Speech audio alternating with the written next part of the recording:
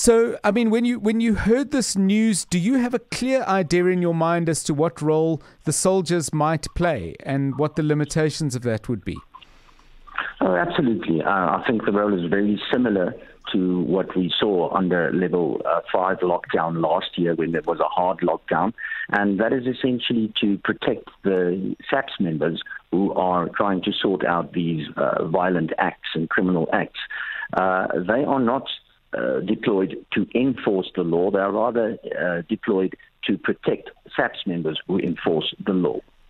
Of course, it's different from last year because it was easier when people were expected to stay home. Now, of course, people may freely move around, and that makes it a bit harder.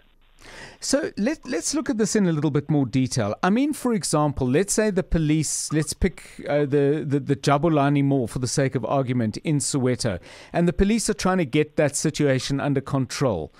Too late now from everything we've heard and seen. But let's imagine it's at an earlier stage of that particular problem.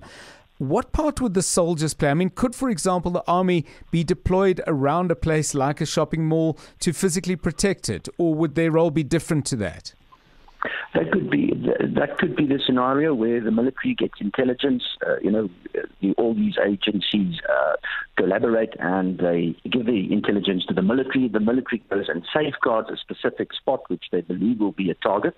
But then it's basically to protect that buildings, and of course they will always be in the presence of the police.